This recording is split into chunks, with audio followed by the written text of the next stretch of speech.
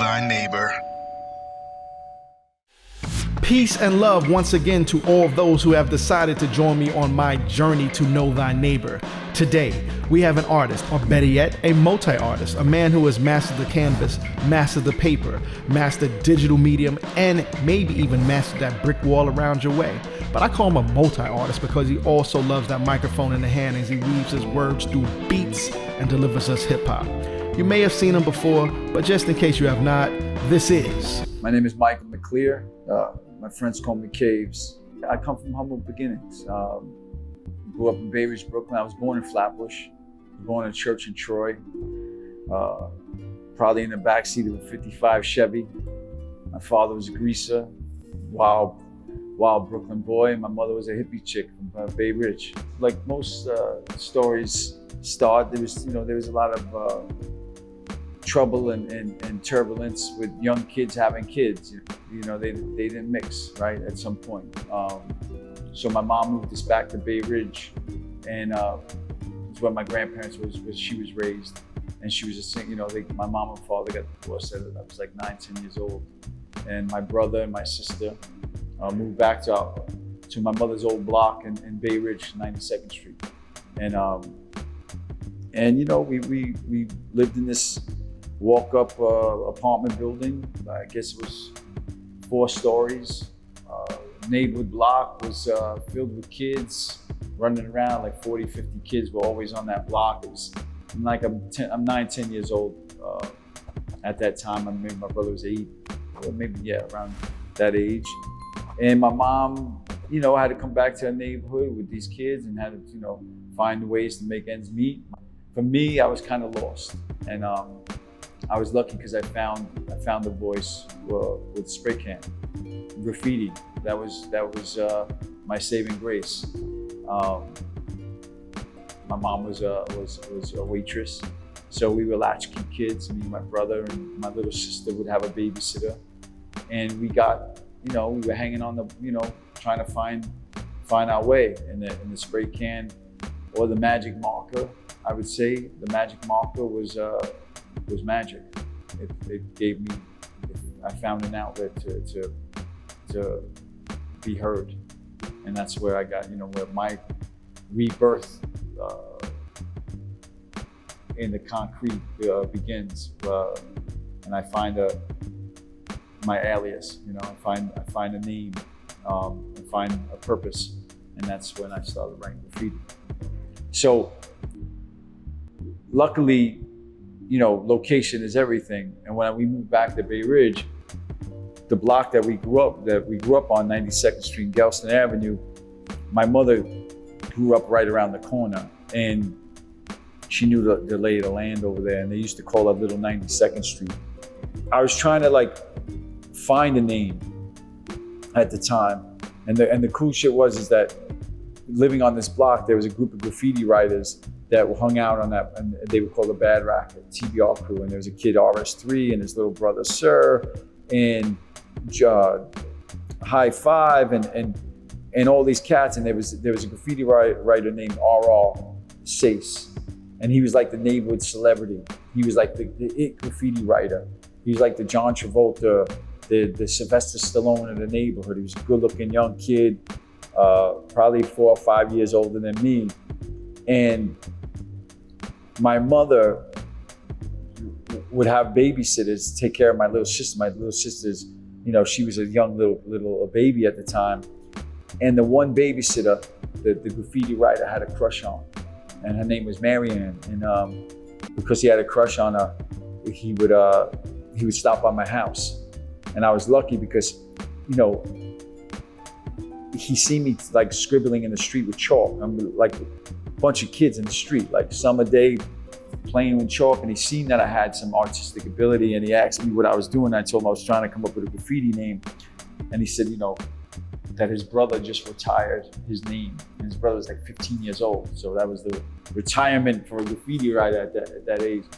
And he told me he wrote this name Kaves, Kavs, and he says I'm gonna show you the ropes, because he wanted the in with the babysitter, and he said I'm gonna give you this name, and from there it was just like a rebirth. and I got my name. And that summer of 1980, I was following him around, learning how to write my name. I mean, it was so important to have a creative outlet because, listen, in my neighborhood, I say this, and people probably heard me say this before. In my neighborhood, there wasn't many avenues to be creative. There was baseball and basketball, there's the obvious, but what happens if you have that creative soul? You just need something more. You're in the street, you have to come up with something creative. And that's why hip hop was so important to us. And think about culturally that when we jumped on a subway, there was no social media. That was our internet. And we left this neighborhood that maybe was maybe closed-minded on what was going on. And we traveled to different neighborhoods, met different people, all different backgrounds and different colors. And it wasn't just about the color of the spray can. I've worked really hard for all of this. So there's something that I learned, that if you want to become the best, you have to work double as hard as anybody to become anything. So you have to do a triple. You have to really put in the work. Or if you want to be the best, you have to work like the best, and the best really work hard. So I always had the attitude of that graffiti writer, like I'm gonna get up on this, I'm gonna bomb this, I'm gonna do this, I'm gonna be the best at this. So it gave me a competitive spirit. So in business, it's like anything that I can imagine, I said, well, why can't I do it? You know what I mean? Because I've always had that attitude, is that nothing's impossible. I used to do canvases at an early age for friends. One of my oldest friends, he was an older graffiti writer mentor. His name was Ant. He used to run through the girls. He had many girlfriends, so he's like, "You need to do a canvas for my girlfriend. Here's $20. Here's $20." I've always been able to hustle with my art. It's not even a hustle. It's like I do what I take my talent and let it work for me. So at an early age, I learned that there was some value in my work. Somebody down the line always wants to keep us divided by throwing in the negativity that this wasn't a united thing. I've always felt it was a united thing. My mother always taught us, always had the door open, made spaghetti for all of the street kids, and everybody could tell you. And yes, the first kids that put me on with breakdancing was my god brother, that was a Puerto Rican kid. You know what I mean? And the guy that showed me how to MC was a kid named Troy, and he was a black kid from the Fort Hamilton Army base. There's no secret. And guess what? And they could tell you how many things I taught them. If it was graffiti or if it was, we were exchanging. And this is what people do. Yeah, I learned how to drink Malta soda from Joey's house, and he shared, his mom's greatest Spanish dishes, and my mom, we had lasagna at my house. We were lucky. This was Brooklyn, this was New York, and this has always been a thing that I felt wasn't celebrated enough, because there's always someone that's trying to put somebody else down, and I feel like it does a disservice to the culture. This local nightclub owner, Ernie Barry, took a chance with me. I was painting graffiti backgrounds because, he had this nightclub, this disco nightclub in the neighborhood. He seen something in me that I had a lot of kids around me because of my graffiti and the crew, and that I had this presence. And when I started doing these graffiti backdrops for him, he passed me over an agency list of talent. And he said, "Mikey, I know you got friends. I know you got this and that. How can we get them in here?" And I said, "Give me that talent list." And when my eyes looked down that list, Public Enemy was the first name that caught my eye. And not that long ago, I was in a record store, and I took Rebel Without. I got the Public Enemy cover, that Glenn Freeman, the photograph of Public Enemy on there, and them all sitting on their Regencies and the Cadillacs just reminded me of gangster cats in the neighborhood. And I was just like, what is this? And when I put the needle down on the Public Enemy song, Rebel Without a Pause, I found my rock and roll. You know, I pretended that I was an older dude, and I called up and I got Professor Griff on the phone, and I said, I wanna book you guys to my club. You know, I'm a producer. I was like 17 years old or whatever I was. And I got a chance to spend some time with Public Enemy. How do I get my band name recognized? How do I get the Lords of Brooklyn on the map? Well, I'm a graffiti artist, and I'm gonna utilize my skills. And when I started putting the Lords of Brooklyn brand on t-shirts and with a slogan on it, I caught people's attention because they didn't know what it was. And I was selling it out of a car, and I'm like, this is starting to get so popular that a friend of mine and I said, you know what, let's build a location that instead of going around in a car selling out the trunk, let's have our own little social club. Let's have our own little store. And in honor of who we were as graffiti artists, and the BMT Lines is the lines we wrote on, we created a store which we wanted like an immersive experience. Pre all of this immersive shit is that we wanted a place that we felt like it was a part of who we were. So we built a subway tunnel, a subway station inside of a store, and built the first of its kind. We built a replica train sitting in front of the store, and we started putting spray, you know, markers, graffiti magazines, stickers, t-shirts, streetwear, and a lot of Lords of Brooklyn music. And this is how we marketed it. And we had people come from all over the world to this little store in Bayridge, Brooklyn. And it was, you know, this was the early 90s, and there wasn't a lot of people doing it. You can count them on your hands. I illustrated this cartoon that I created this family called the Family Mooks. It was, if you created mobsters and turned them into monsters, if it was like The Sopranos meets the Munsters, or The Godfather meets the Addams Family. And it was a cartoon that I shopped and tried to get a deal for, and it's just one of many creations that I'm always creating. I put it in a drawer, and it slept for 20 something years. But when somebody approached me, a company named Doodle Labs, and asked me if I had an NFT, and then a Kaves graffiti NFT or this or that, I was just like, no, you know, I got something even special. Like something that's a little broader that everybody will love. And I opened it up, dusted it off, and turned it into an NFT. And we now it's on the way to maybe becoming a TV series, because we're animating it, and it's a successful NFT. And yeah, that's what's up. Relationships are everything. In this business, in the entertainment business, in any business, it's all about organic relationships and I think my thing, if there was a secret to any of it, was I was always willing to give before I took. So if I was taught to go carry luggage for a band, you know, and be a roadie, or give or make a present and give something, I was always, you know, I always felt like that was if there was a secret, it was like I gave a lot more than I took. Family is super important because you want to make them proud, right? So whatever promise that I made to my mother many years ago as a little child, I feel like I kept it. And I've worked really, really hard and to make her proud. And now that I have my own family, my brother has his family, we've had a lot of heartbreak, but also a lot of love. And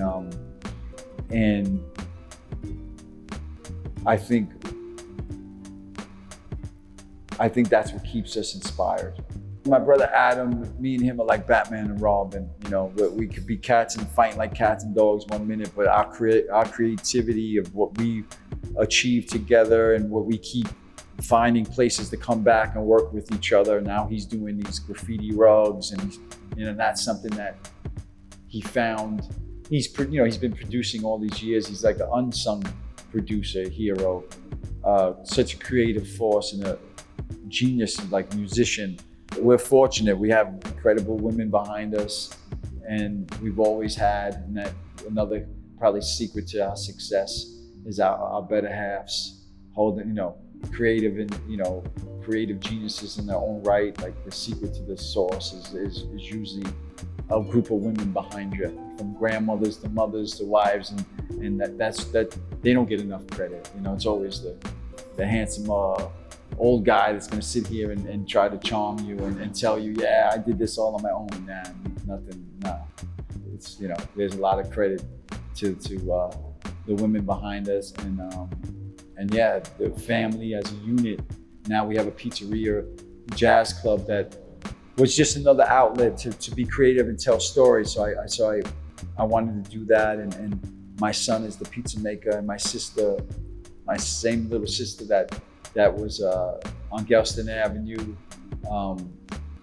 she runs the restaurant, and it says family operated at the door. So if like the Lords of Brooklyn will ever have some sort of like legacy, it was like family operated. You tried the rest, now try the best. The Lords of Brooklyn, oven fresh. The House of Pain was another great little moment in our career, because we're these Brooklyn street kids doing our thing, and all these doors were closing when we were shopping around for a record deal, probably around the same time, and we had this very graffiti heavy, neighborhood heavy style to us, and a lot of record companies didn't get, or like I said, the doors weren't really open. But when House of Pain came along, they just like kicked down a door and say, okay, well, whatever was pop and corny, these kids just made it fucking cool.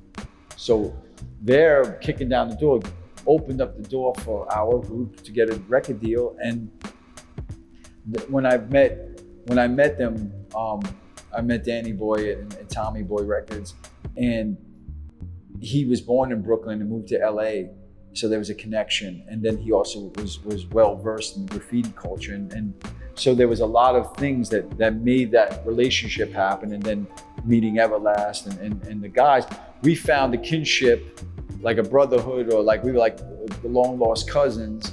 My relationship with Amanda and how our record deal happened with Rick Rubin was an interesting one. And like I said before, it always takes these strong, talented women is always the key to Lords of Brooklyn's success. And Amanda she was a manager for Cypress Hill and House of Pain. And when she made her pilgrimage to New York City to start her own label, I was on her radar with my manager at the time, Mark Pearson, for Sake, which was a graffiti buddy of mine, right? So she came, and timing was everything. She got her deal with Rick Rubin, and we were the first group that they signed on their collaboration together on American Records. It was called Venture. And Amanda, she was a great force to be reckoned with. Pop culture, iconic class in her own. So she just she seasoned us up, and hence we also, God rest his soul, made our first music video with Ted Demme. And Saturday Night Fever was an underground hit all over the world, thanks to those guys. In order to go into like the many, many layers and many lives of Mr. Kaves and my art and body of work, it's a constant continuation of trying to tell a story in many ways as I can. And it's always that Brooklyn kid trying to make good story. Howie Abrams, we did the children's book, the Metallica, the ABCs of hip hop. We just did the Grateful Dead book. So I'm an illustrator, I'm a fine painter. My paintings now are starting to catch momentum over the years. It's been probably one of my biggest passions is my fine art. So it's nice to be recognized around the world for it, and that's starting to come together. So I'm going to be doing a lot of traveling and shows, showing my fine artwork, And my acting work is like another thing. Acting has always been a passion, and directing. So I'm constantly trying to find, trying to work at that. I'm constantly trying to hone that skill. And listen, at the end of the day, I'm an artist. I've always been, right? And multiple discipline ways to tell stories has always been my forte. And I'll continue to do so, and hopefully hand down these stories to my children and their children, and on and on and on, and hopefully make some sort of mark in the world. I mean, that's what any little graffiti writer picked up a spray can to try to do, was to make his mark on as much as the pun is, make your mark on society, or make your mark in society, or whatever. Graffiti writers made their mark on society. And that's all I've ever been trying to do, is make my mark on society. The message I would like to tell my neighbors is be a good neighbor, tell each other your story, because you both deserve to hear each other's stories, and that's how you become a good neighbor.